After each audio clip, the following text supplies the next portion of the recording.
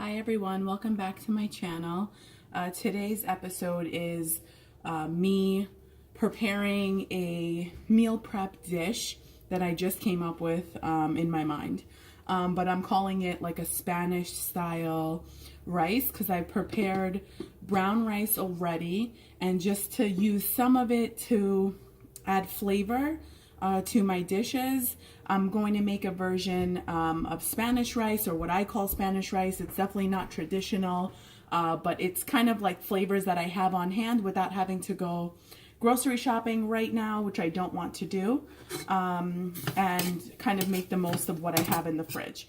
So here I have a couple of spoons of chopped olives to give that olive flavor, and it's in its oil and everything. I have some dried oregano, and I'm just bringing that up to temperature, and a few bits of green onion. So that's up to temperature. I'm not using any other oil, not because you can't use oil, but that's just my preference. I prefer not to use oil. And then on my chopping board here, I have red onions, white onions, chopped tomatoes, and yellow bell peppers. Now, keep in mind, these are ingredients that I like, and, you know, I'm such a pro, can you tell? These are ingredients that I like and I happen to have on hand. Change anything that you want about this recipe. This is just kind of like an idea for you to go by. By all means, make it your own, and just kind of use this as a guideline or ideas for when you get bored, because I'm kind of, you know, having brown rice every single day, or having brown rice as an option is great, but sometimes it can get boring, and even, you know, healthy diets can get boring, and I would say even unhealthy diets can get boring, because if you eat the same thing every single day, for me anyway, after a while I'll get bored. So this is kind of me spicing it up a little bit, and you can actually use any grain you want. This week happens to be brown rice for me because I had quinoa last week with tempeh and a marinara sauce, and I'm sick of quinoa at the moment, but I'll get back on the quinoa train. But this week we're riding that brown rice train, and I'm good with that. So this here, it's bright, it's colorful, it's already making me happier than just brown rice, like something colorful to look at. So you bring this up to temperature. It's up to you if you wanted to add more oil or not, but I just don't. Like I said, this is personal choice. Okay, so that's going to come up to temperature. The basic other ingredients that are going in this, and I'm also not adding salt because the olives are salty, and I'd rather not add any extra salt that I don't need to. So to this, I'm going to add some sun-dried tomatoes.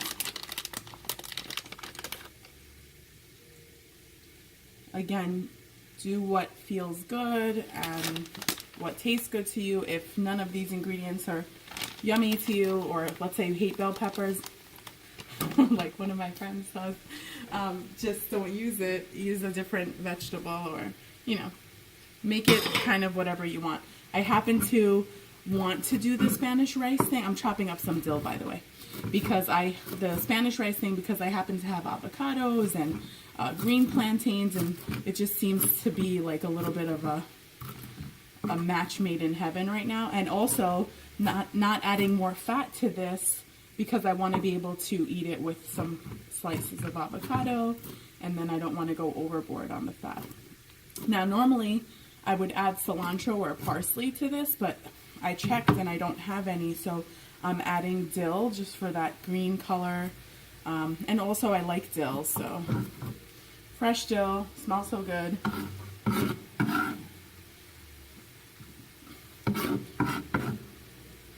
Now, okay, so after the, oh, and by the way, I'm adding pigeon peas to this. You could add beans, red beans, whatever you want to add. Once that comes up to temperature, or you've cooked it down enough to your liking, just mix it through.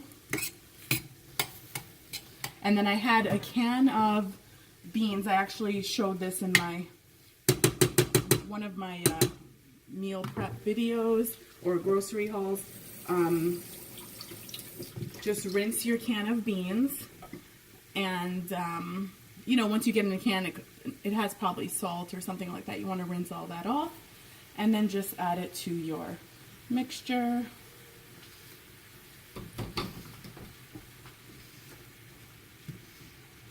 Hopefully the people who really know how to make Spanish rice are not cringing right now. This is just my version. And honestly, this could be like, this doesn't even have to be part of your rice situation. Like my rice is here.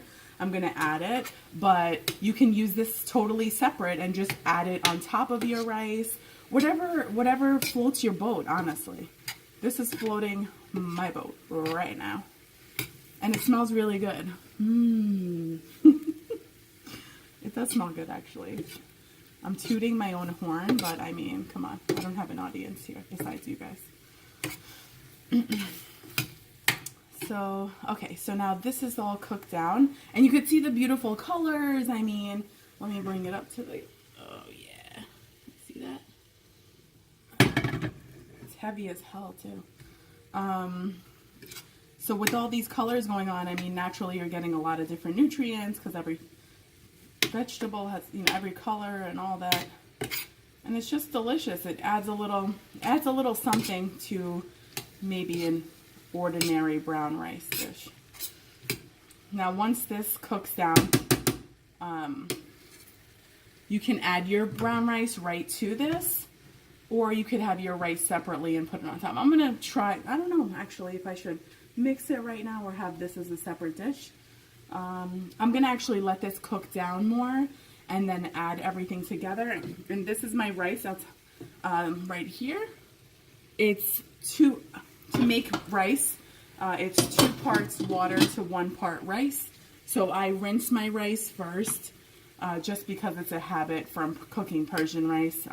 I rinse my rice, and then for that 1 cup of rice, I use 2 cups of water. I did not add salt or oil, but you absolutely can. And I just let it cook. So I try to avoid cooking with oil and salt now, just because if I want to add a little fat to my meal, or salt even, I can add it at the time of eating instead of cooking with it, so I can control the salt content a little more. And this is not my usual style of cooking. I mean, I cooked a lot of dishes in the past, Persian dishes, all kinds of food. I would love cooking, but this definitely has made me kind of have to relearn a lot of things, and well, not even relearn, but learn them again. Oh, what am I saying? Learn new things, because this is just not my normal style of cooking. Don't get me wrong, it's still delicious, but it's definitely different than what I used to cook. And you know, it's a little, not to say that my cooking before was not healthy, but I did use oil and salt in my food. So, and of course I made dishes with chicken and fish and all this other stuff, and eggs and everything. So all that stuff is not in my diet now. So it's a little more challenging, but not impossible. And also I make awesome quinoa dishes. And I've actually, you know, my friends have actually tried my quinoa. And one summer I took it to one of my friends' barbecues, and it was a hit. And even guys were eating it. So it's like, if a guy, I don't know, maybe a guy eats anything, but the guys were asking about the quinoa, and everyone was kind of, and I was actually surprised because I loved it, but I didn't think it would be something that everyone loves, but it really was good. And I will, in an upcoming video, one of my upcoming cooking videos, I will show you how to make that quinoa salad. It's pretty easy, just a lot of prep beforehand, you know, boiling the quinoa and boring stuff, but I'll get everything prepped and then just put it all together. So you can see this is like pretty cooked down now, and I've been talking for a long time, so maybe you want to see some action. Okay, so now I'm going to just take this measuring cup, and I'm going to just, by all means, I don't need to measure it, but I just don't want to use all of it on this recipe. So now I'm just adding the rice.